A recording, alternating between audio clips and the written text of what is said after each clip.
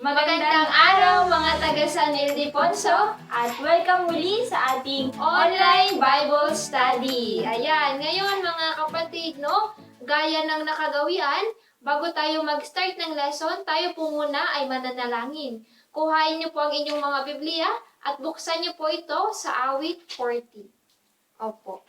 Sige po. Sabay-sabay po tayong basahin. Sa ngalan ng Ama, ng Anak, ng Espiritu Santo. Amen. Sa Diyos na si Yahweh, matiyagang naghintay, ang aking panaghoy, kanyang pinakinggan. Sa balong malalim na lubhang maputik, iniahon niya at dooy inalis. Ligtas na dinala sa malaking bato, at naging panatag taglay na buhay ko. Isang bagong awit sa aking itinuro. Papuri sa Diyos ang awit ng puso. Matatakot ang bawat makakasaksi at magtitiwala sa Diyos na si Yahweh. Mapalad ang taong kay Yahweh tiwala at sa Diyos ay hindi dumadapa. Hindi sumasama sa nananambahan sa mga nagkalat na Diyos-Diyosan. Yahweh aking Diyos, wala kang katulad. Sa maraming bagay na iyong ginanap, kung pangahasan kong sabihin ng lahat, nangangamba akong may makalimutan. Ang mga pang-alay, pati mga handog, at mga hayop na handang sunugin, hindi mo naibig sa dambana dalhin, handog na sinusunog at mga kaloob. Hindi mo naisin upang salay iyong patawarin, sa halip ang iyong kaloob sa akin, ay pandini ko upang ika'y dinggin. Kaya ang tugon ko, ako'y naririto.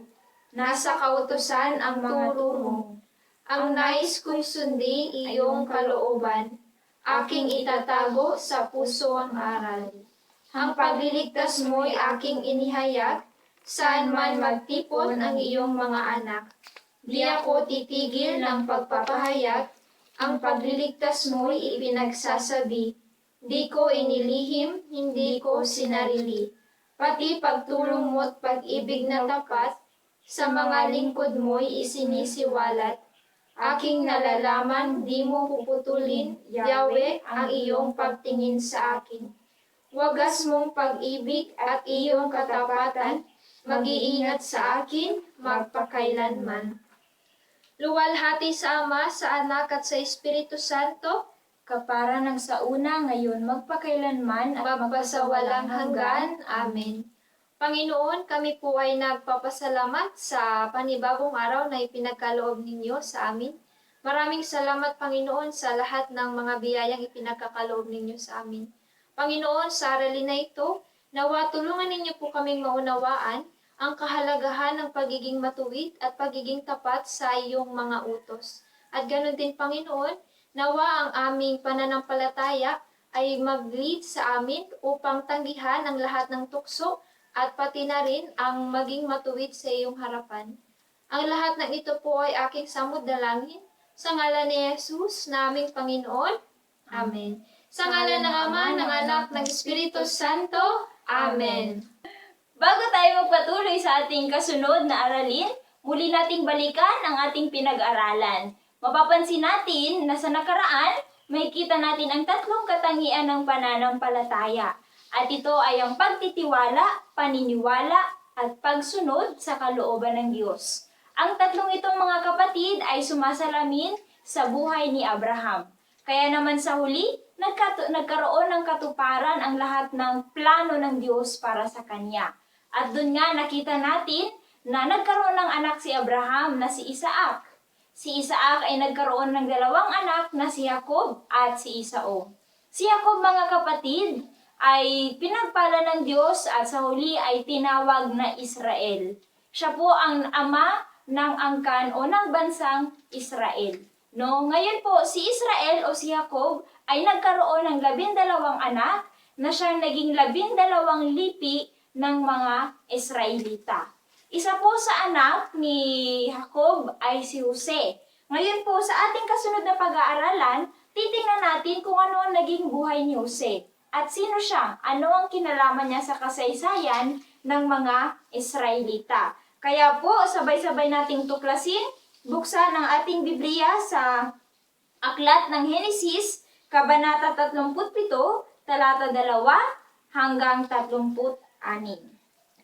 Pagbasa mula sa Aklat ng Henesis, Kabanata 37, verse 2 to 36.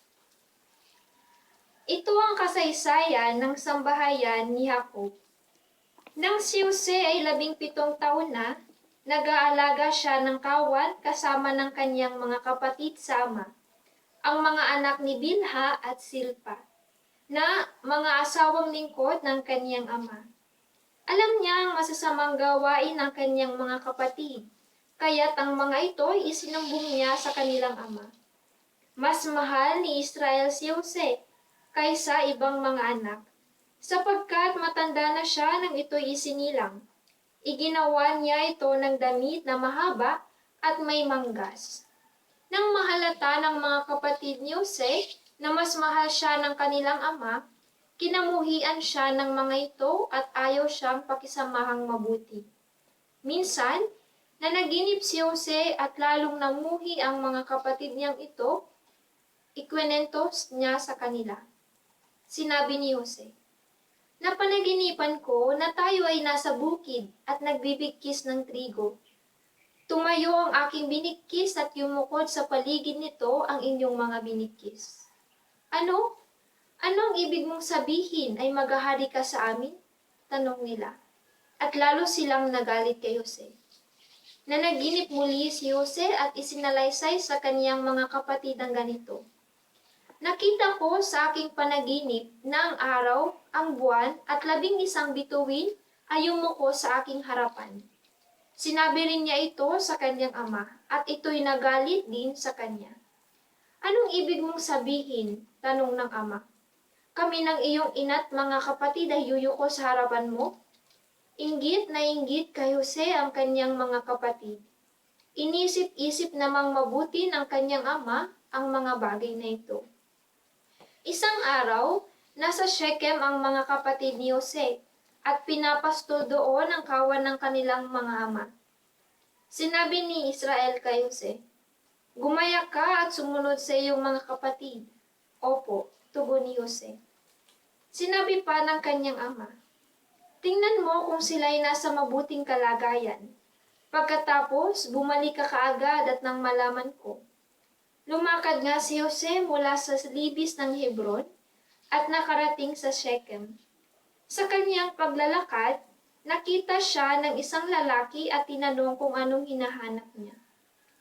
"Hinahanap ko po ang aking mga kapatid na nagpapastol ng aming kawan," sagot niya. "Saan ko po kaya sila makikita?"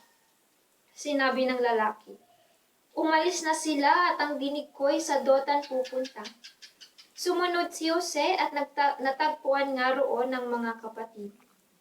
Malayo pa'y natanaw na siya ng mga ito. Nagkaisa silang patayin siya.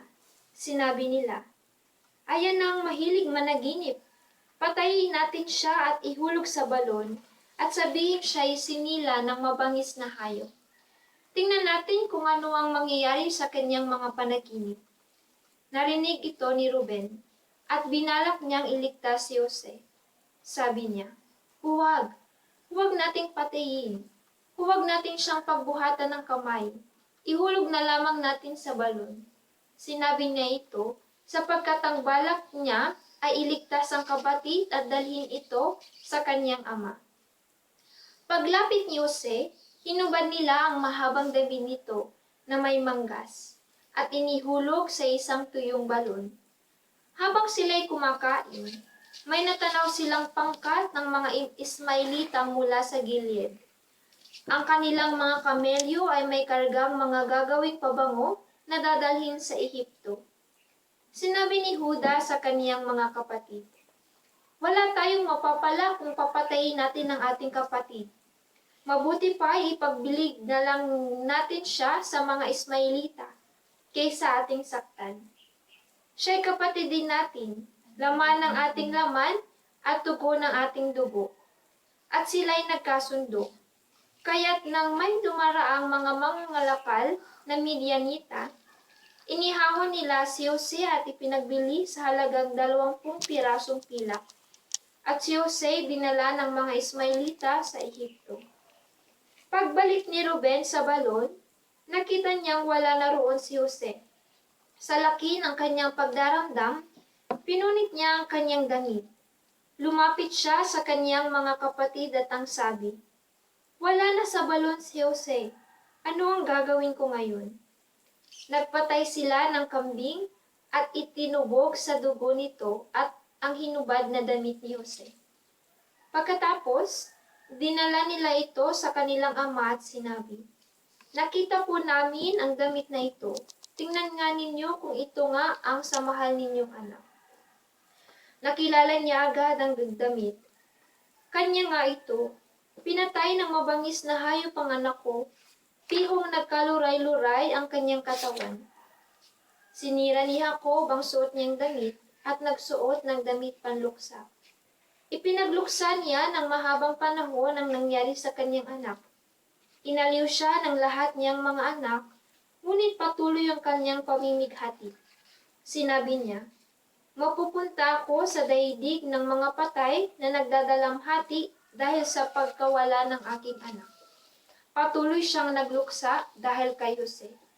Samantala, pagdating sa Ehipto, ipinagbili si Jose ng mga Midianita kay Potifar, isang punong kawal ng Paraon, at kapitan ng mga tanod sa palasyo.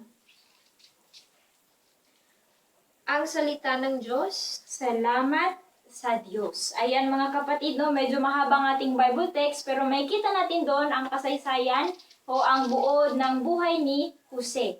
Katulad ng sinabi ko kanina, si Jose ay isa sa anak ni Israel o ni Jacob na siyang apo ni Abraham. At dito mga kapatid, no, isang napakalinaw na mensahe ang gustong sabihin sa atin ng Diyos. Sapagkat sabi sa verse 4, nang mahalata ng mga kapatid ni Jose na mas mahal siya ng kanilang ama, kinamuhian siya ng mga ito at ayaw siyang pakisamahang mabuti. Bakit? Ano ang naging dahilan? Simple, sapagkat sila ay nagkaroon ng inggit sa kanilang mga puso. Mga kapatid, no, ang inggit ay hindi masama. No, kapag nagagalit tayo, hindi din yan masama. Pero ang nagiging masama ay ang nagiging bunga nito. O kung pinagpapatuloy natin o kinukonsinti natin sa ating sarili. Kasi mga kapatid, no, merong mga binhi na hindi tumutubo o hindi lumalago at nagbubunga, lalo na kung ito ay hindi inaalagaan. Ganon din mga kapatid, ang inggit ay isang munting binhi na nakatanim sa ating puso.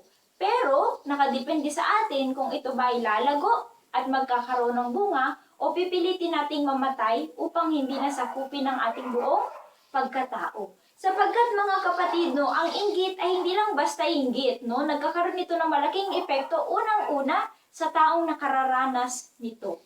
No, kung sino ang nagkakaroon ng inggit, siya ang may pinakamalaking epekto. No, sa kanya nagkakaroon ng malaking epekto. At ano-anong mga epekto na ito?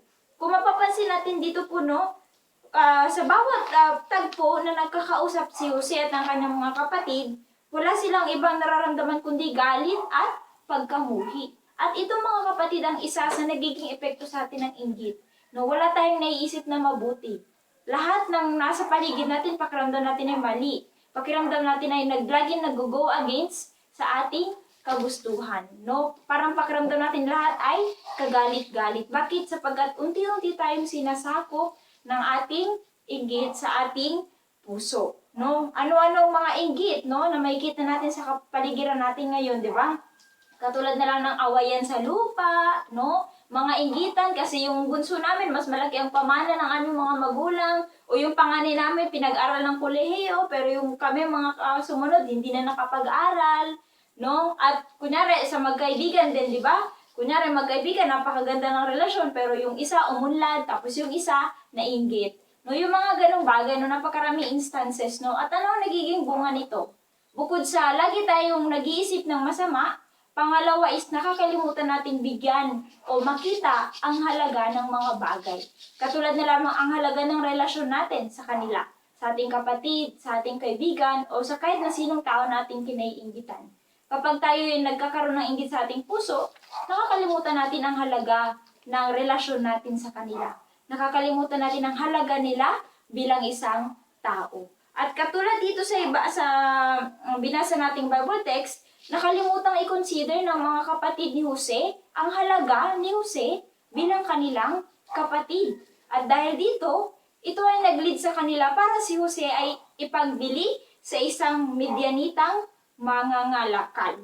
No? At katulad ng sinabi po dito, si Jose ay ipinagbili at pagdating sa Ehipto, ipinagbili naman siya sa isang faraon o yung pinuno sa sabi dito, punong kawal ng faraon at kapitan ng palasyo sa isang Potifar, no? Kay Potifar, doon siya ipinagbenta. At yun po mga kapatid ang naging dahilan kung bakit nagkaroon ng Israelita sa bansang Ehipto. Sapagkat si Jose ay ipinagbili ng kanyang mga kapatid at dinala sa Ehipto. Ngayon mga kapatid, tingnan natin ano naman ang nangyari kay Jose. Ano ang kanyang naging buhay sa bansang Ehipto? Tingnan natin sa kasunod na Bible text. Opo, pwede niyo po bang buklatin ang inyong mga Biblia sa Genesis chapter 39, verse 11 to 20.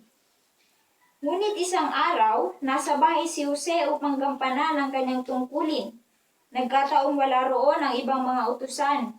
Walang ano-ano hinablot ng babae ang kanyang balabal at sinabi, "Halika't sipingan mo na ako." Patakbo siyang lumabas ngunit naiwan ang kanyang balabal sa babae. Sa pangyayaring ito, nagsisigaw ito at tinawag ang mga katulong na lalaki. "Tingnan ninyo, dinalan tayo ng asawa ko ng Hebreyong ito para hamakin tayo. Sukat ba namang pasukin ako sa aking silid at gusto akong pagsamantalahan? Mabuti na lamang at ako'y nakasigaw. Pagsigaw ko'y kumaripas siya ng takbo at naiwan sa akin ang kanyang damit." Itinago niya ang balabal ni Jose hanggang sa dumating ang asawa. Sinabi niya rito, "Ang Hebreyong dinala mo rito ay bigla na lamang pumasok sa aking silid at gusto akong pagsamantalahan. Nang ako'y sumigaw, kumaripas ng takbo at naiwan sa akin ang kanyang balabal." Nagalit si Potifar nang marinig ang sinabi ng asawa, kaya't ipinahuli niya si Jose at isinama sa mga bilangbong tauhan ng Faraon. Ang salita ng Diyos. Salamat sa Diyos. Ayan, katulad nga po nung sinasabi ni Sister Jovelyn, no? Si Jose, siya po ay napunta sa Ehipto. Pero hindi po siya doon napunta dahil siya ay isang turista. Ngunit pagdating niya po doon, siya ay naging alipin ni Potifar. At sa ating Bible text na binasa, no, makikita niyo siguro po ay magandang lalaki ito si Jose. At ikaw ba naman ay nagustuhan ng asawa ni Potifar, no? At inakit nitong babaeng ito si Jose. Pero makikita natin sa ating Bible text, no, si Jose patakbong umalis. Iniwasan niya yung tuksong nagbabaldya sa kanya. No, imagine niyo mga kapatid, no, ano ba kapag ikaw ay isang alipin? Kapag ikaw ay isang alipin, wala kang rights, no? Parang wala kang karapatan. No, hindi ka pwedeng magreklamo. Ikaw ay nahihirapan sapagkat walang pumapansin sa inyo. Bakit? Sapagkat hamak na alipin lamang. At ang pagkakataong ito, mga kapatid, kung ating iisipin, ay magandang pagkakataon kay Jose para makatikim ng ginhawa. No, sabi nga baka pwedeng consolation, sister, no? Pero ito, mga kapatid, no, yung sitwasyon niya, hindi nag-lead sa kanya para magpadala sa tentasyon. At ito, mga kapatid, no, ang example ni Jose sa atin ay nagtuturo sa atin, no, na despite of our situation, kailangan, no, huwag tayong magpadala sa mga tukso. Kasi madalas, mga kapatid, especially ngayon, nahihirapan tayo, pandemya. Marami sa atin ang maaaring wala ng pagkain, wala ng pera, wala ng pagbayad sa tuition, at maraming mga tao, mga kapatid, ang pwedeng mag-isip na, what if magnakaw na lang kaya ako? Or what if magdaya na lang ako? Total, kailangan ng pamilya ko, kailangan. Or di kaya sa inyong mga asawa, or sa inyong mga karelasyon. No? Yung aking asawa ay palagi na lang ako binubugbog. Yung aking asawa ay hindi naman mapag-provide sa amin ng aming pangangailangan. May lumalapit sa iyo na maganda-ganda tsaka mayaman-yaman. No? O parang kung ating iisipin yung sitwasyon na yun ay magpupush sa atin. At pwede natin gamiting excuses para magpadaig sa tukso. Pero dito mga kapatid, katulad ng sinasabi ko, kailangan natin tularan si Jose. No? Hindi siya nagpatukso. Nanatili siyang tapat sa Panginoon. Unlike si Eva at Adan, kung ating pong babalikan sa ating previous lesson, no? Si Eva at Adan, no, natukso sila. No, natukso sila. Sila ay nagpatukso. Pero si Jose, hindi. Bakit po? Sapagkat dito mga kapatid, si Jose makikitaan natin siya ng tatlong mabuting katangian. Una, makikita po natin dito yung kalinisan ni Jose. No, yung kalinisan ng kanyang puso. Pangalawa, yung tinatawag po nating katapatan. No, tapat siya, hindi lang sa Diyos, kundi dun din kay Potiphar. No, at syempre, yung tinatawag nating goodwill. Meron siyang mabuting hangarin. No, at itong mga kapatid, no, itong tatlong katangian na ito po ang makakatulong sa atin para maiwasan ang tukso. No, para maiwasan ang ating pagkakasala. Although, nakita natin mga kapatid sa Bible text na ito, yung tinatawag natin injustices. Bakit? Eh, hindi naman nila tinanong kung totoo ba ito, Jose. Sapagkat sabi nga po, may ebidensya. Tapos si Potiphar, merong kapangyarihan. So, anong laban nitong hamak na alipin na ito? No, sister, bakit ganun ang nangyari kay Jose? Kahit tapat naman siya, bakit kailangan niya mag-suffer? Ayan.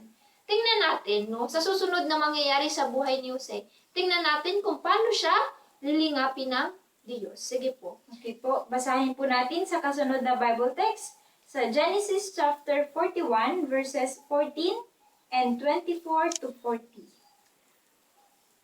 Ipinatawag agad ng Paraon si Jose. Nang mailabas na sa bilangguan, siya'y nag-ahit, nagbihis at kaagad humarap sa hari.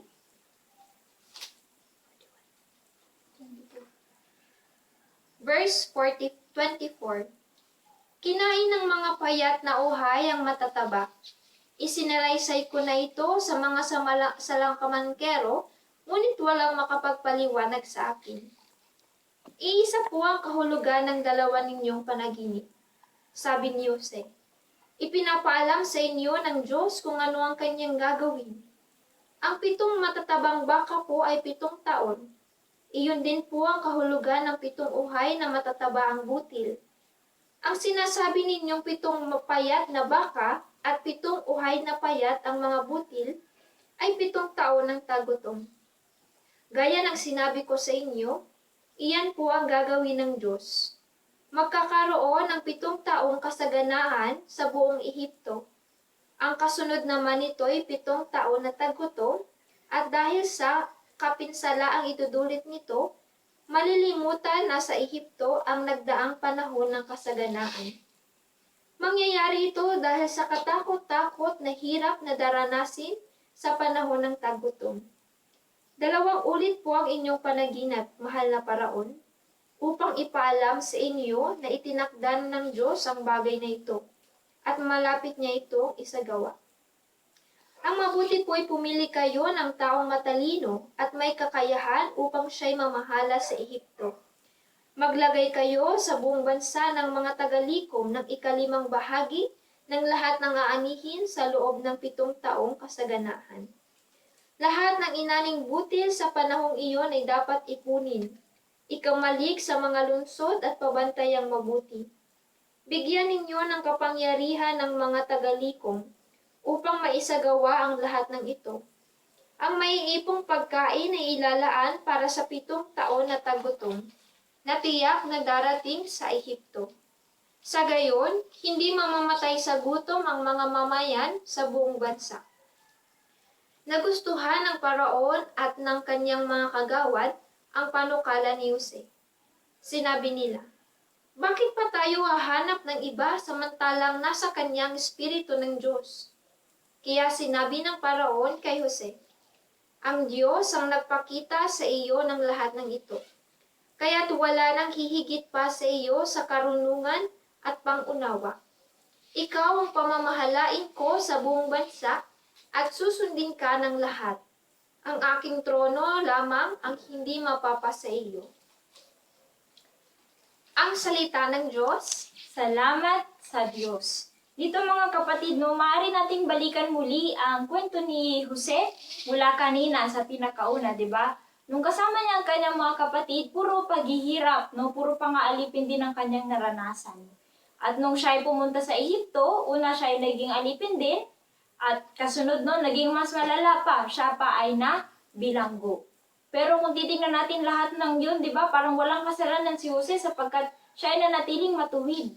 No, siya ay nanatiling may malinis na kalooban at mayroong mabuting hangarin lagi para sa kanyang kapwa.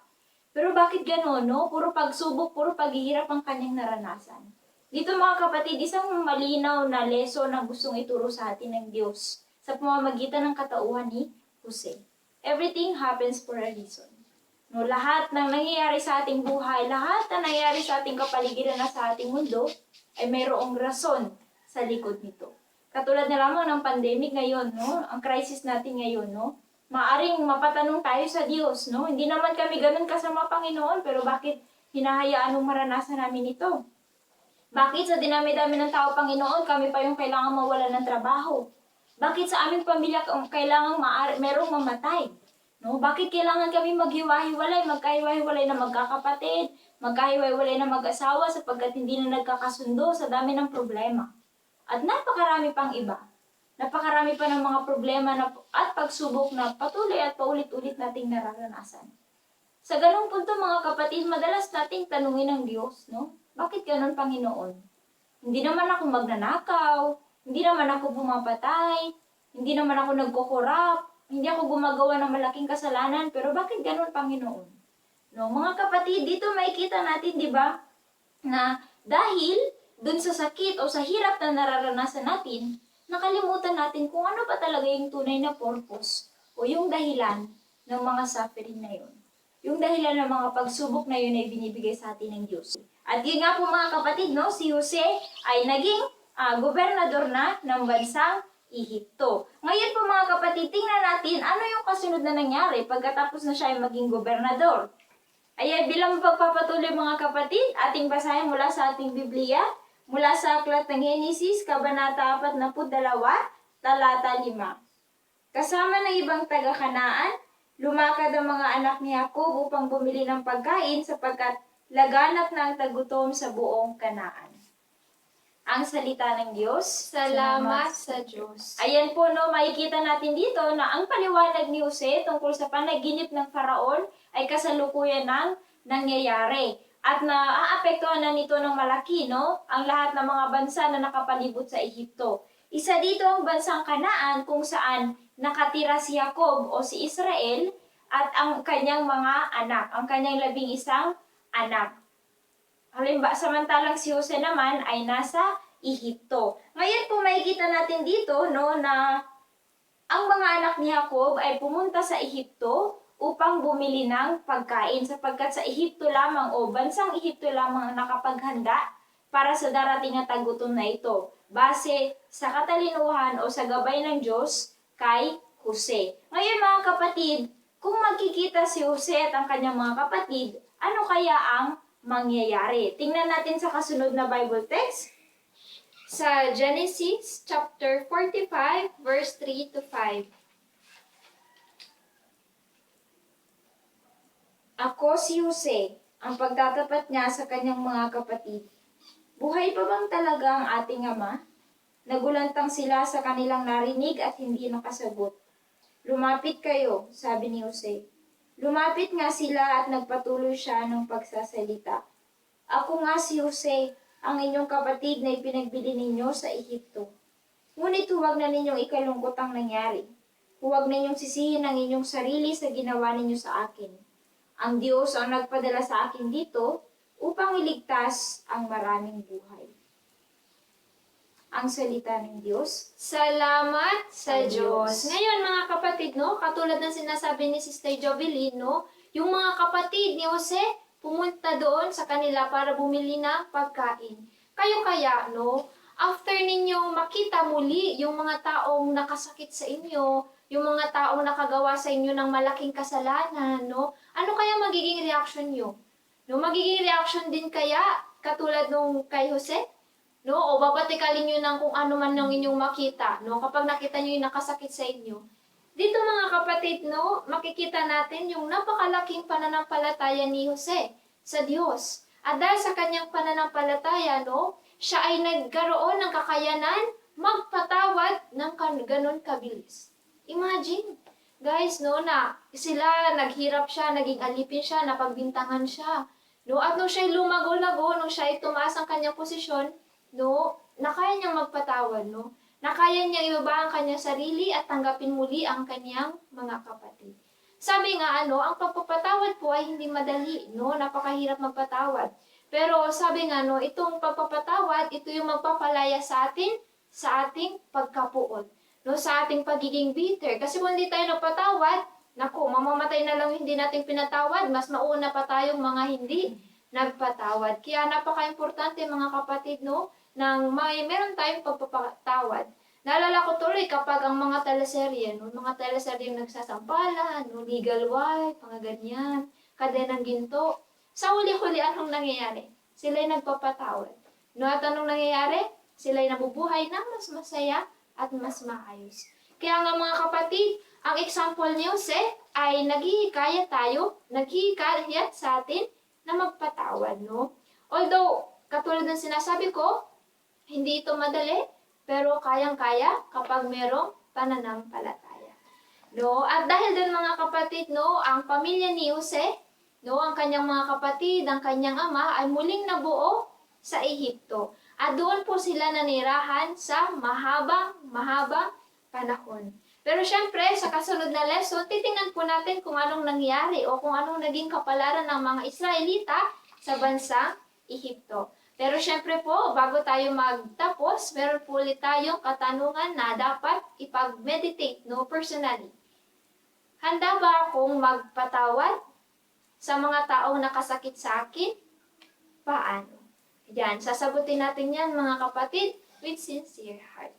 Opo, no? Kaya sa pagtatapos ng ating video, ng ating lesson, hingin po natin ang intercession ng ating ina. Sige po, sabay-sabay tayo. Aba, Ginoong Maria, napupuno ka ng grasya, ang Panginoong Diyos ay sumasa iyo. Bukod kang pinagpala sa babaeng lahat at pinagpala naman ang iyong anak na si Jesus. Santa Maria, Ina ng Diyos, ipanalangin mo kaming makasalanan, ngayon at kung kami mamamatay. Amen. Maria, mapagampon sa mga Kristiyano, Ipanalangin mo kami. San Ildefonso, Ipanalangin mo kami. sa ngalan ng Ama, ng Anak, ng Espiritu Santo, Amen. taga San Ildefonso, Santo, Misyonero, tagapangalaga ng kalikasan.